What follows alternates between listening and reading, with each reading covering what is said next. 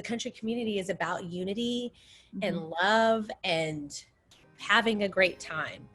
And they kind of stay out of the politics a lot. But race is not a political statement. It is an actual, just a human rights statement, period. If you think we live in the land of the free, you should try to be black like me. What is the message that you want fans to take away from this new music?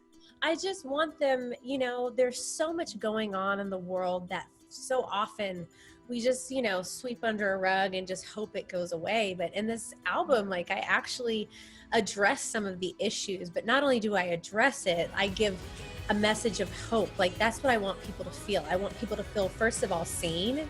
I want people to feel heard, and then I want them to feel hope. And that's really what this EP is about. You've always been very vocal when it comes to a lot of injustices, whether it's racial, whether it's the lack of females on country radio, just the way that women are treated in the country music industry. I mean, people who have followed you for years know that about you, that you won't stop calling out those injustices. Why is that important for you?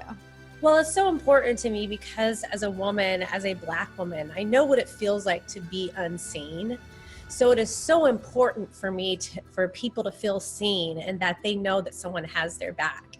And me being in this music industry and knowing firsthand what discrimination feels like, and then to see women in country music that are white dealing with discrimination, it's so difficult, and I cannot sit there and not say anything because it would completely be absolutely wrong if I didn't. So I just always want women and marginalized people, no matter what color you are, to know I will always stand up for what is right, period.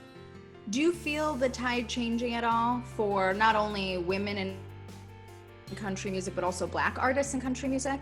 There's still not nearly as many women that I want to see on the charts and country radio, but I know it also takes a very long time to get a single up the radio charts now because it is so crowded. But I am seeing more women getting number ones, and that is a win. So whether the victory is big or small, you have to celebrate it. I'm seeing more women of color getting chances at getting record deals and getting publishing deals, and that is also a big deal. Again, is it a big number of people? No, but the fact that it's happening, you have to celebrate that. So yeah, I am seeing a change. I feel like this new music is going to be healing for a lot of people. There was a lot of support in Nashville, in the country music industry in particular. What would you say was the most surprising thing for you to see and to hear coming out of Nashville during that time? It is not a natural thing for country musicians to really step out and take a stance like that. It's just, that is not something that the country music community does. The country community is about unity and love and having a great time. And they kind of stay out of the politics a lot. And so, but race is not a political statement. It is an actual, just a human rights statement, period. And to see so many artists step up that day, I was scared more people were going to be silent, but there were way more people and way more artists that stepped up and were like, racism is not accepted in this country and is not accepted in this community. And that meant so much to me because when you didn't say anything, that means I don't matter. And I'm in this community, and that showed that I matter to these people. And it just was so important. What are your thoughts heading into the election this November, and why is voting important for you? Voting is important because our forefathers, people that when we weren't even a thought, were fighting for those rights. For an example, Black people back in the 1800s were not even considered a full person. And what those people went through, what our ancestors went there for us to be given the opportunity to vote, what the women's suffrage movement went through so that we could vote, what our veterans went through so that we could vote and have freedom. It's so important for you to take that stance and take your vote seriously. So no matter what party you vote for, it is none of my business. but go to the poll and use your right, use your constitutional right to vote. It is so important. Make your voice heard and make it heard. Your voice matters. 100%, except the trolls on Instagram and Twitter that I see commenting to you all the time. Their voice, we can live without. No, but you know what? When you want to display your racism, I will gladly give you the platform to do so.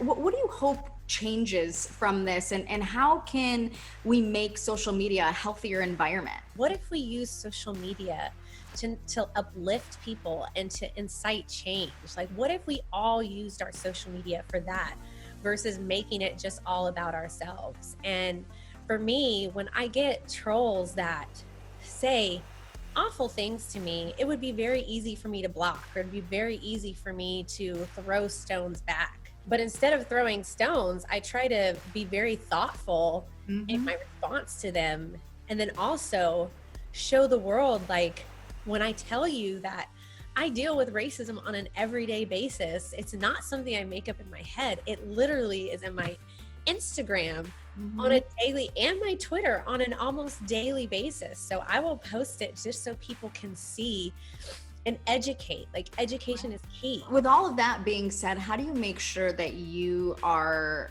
maintaining your mental health? Well, I have a great, home base. My husband is very, very supportive of me. I've also, to be honest, I quit drinking almost a year ago for personal reasons, just because it was getting out of control. Nashville will really get you in that drinking phase, but I quit drinking, and honestly, that has helped my mental morale the most out of everything.